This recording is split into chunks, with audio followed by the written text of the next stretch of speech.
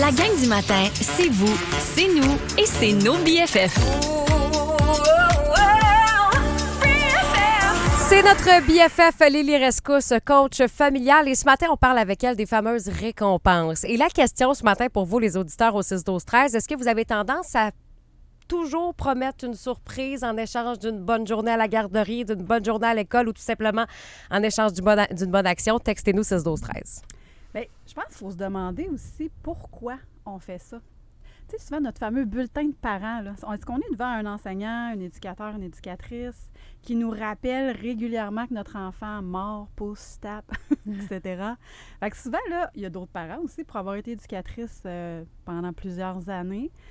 On essaye de faire ça discrètement, puis c'est ce que j'enseigne aussi à mes étudiantes. Essayez, tu sais, de l'écrire aux parents, puis si ça arrive vraiment régulièrement, il y a des comportements qui sont normaux là-dedans, là, des apprentissages. Si on parle de la petite enfance, 0-5 ans, c'est normal qu'il pousse, qu'il tape, qu'il y ait des comportements d'impulsivité, là, il est en plein apprentissage. Puis, ça va aussi à l'école primaire, là, jusqu'à 8-9 ans, puis même 10 ans. Les comportements impulsifs, c'est tout à fait normal. Ils sont en plein apprentissage. Donc, est-ce que ça vient affecter votre bulletin de parents? Est-ce que c'est parce qu'on veut bien paraître? Tu sais, par exemple, au magasin, là, pour éviter la fameuse crise. Donc, est-ce qu'on va promettre des récompenses pour le faire taire? Est-ce qu'on veut l'amener à collaborer? Est-ce qu'on essaye de camoufler un comportement qu'on fait « Hey, non, je veux pas gérer ça, moi, là. » Puis je veux pas vivre ça en public non plus. Mais c'est parce qu'il va-tu finir par se dire « Faut que je fasse une crise pour avoir une récompense? » Oui. Ah!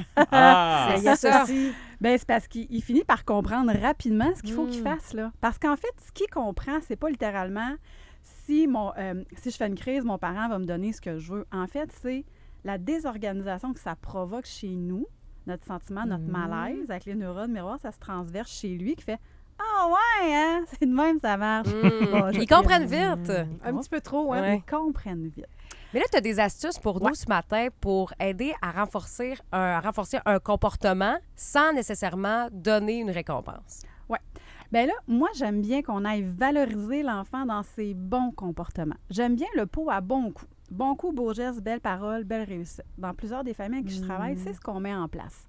Fait qu'en fait, comment ça fonctionne, c'est qu'on se prend un plat Tupperware, puis on met, peu importe, des objets qu'on a à la maison, des petits Legos, des petits cubes, etc.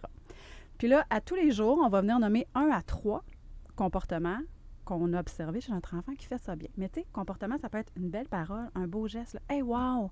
Ce matin, tu m'as aidé à faire ton lunch. Hey, merci, mon cœur. Ça m'a aidé. » On met un petit jeton dedans. OK. Comme ça, plusieurs fois par jour. Moi, souvent, je dis aux parents, faites ça à l'heure des repas pour valoriser chacun de vos enfants, au lieu de taper tout le temps sur le clou, de faire « Ben oui, t'as pas encore fait ton lit. Ben oui, tu te laisses encore traîner. Le Encore renforcement ton sac à... positif plutôt que de tabler sur le négatif. » Vraiment, puis de prendre ce moment-là pour vraiment être avec l'enfant puis dire « Hey, wow, merci. » Tu sais, moi, là, ça me fait plaisir puis ça m'aide.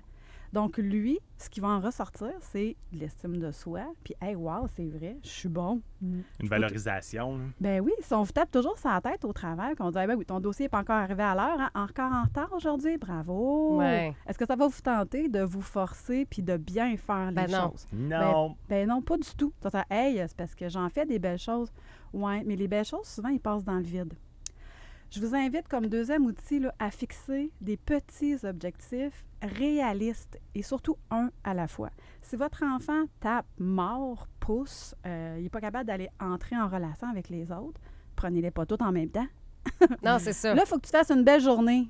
OK, puis ma belle journée, elle comporte quoi? C'est là? vague, hein? C'est très vague. Fait que du moment qu'il se trompe, l'enfant, ben fait, de toute façon, je suis toujours en train de me tromper. Pourquoi je me forcerais? Donc, on va aller le valoriser puis on va aller lui donner des petits objectifs. Hey, aujourd'hui, là, je te donne comme défi. J'aimerais ça que tu ailles dire bonjour, par exemple, à un ami puis que tu partages ton jouet. On se rejase tantôt. Hey, je te mets au défi, là, je suis sûre que tu es capable. Qu'à la fin de la journée, votre enfant va être fier de vous nommer cette action-là. Ça se peut que ce soit trompé ailleurs. C'est pas grave. Il se pratique, puis plus il se pratique, meilleur il devient. Donc, on va venir renforcer encore une fois l'estime, la confiance en soi, puis votre enfant, il va se sentir tellement fier de lui, de reconnaître, lui, ses propres fiertés. C'est là qu'on veut les amener. On veut les amener à réfléchir à eux, qu'est-ce qu'ils font, puis dans quoi ils se sentent bien. Puis, comprendre le besoin caché derrière le comportement. Je pense que je ne le dirai jamais assez. Je le nomme tout le temps, mais c'est vrai. Il y a un besoin derrière votre enfant sous ses comportements. Souvent, il y a un besoin d'attention positive et privilégiée avec son parent.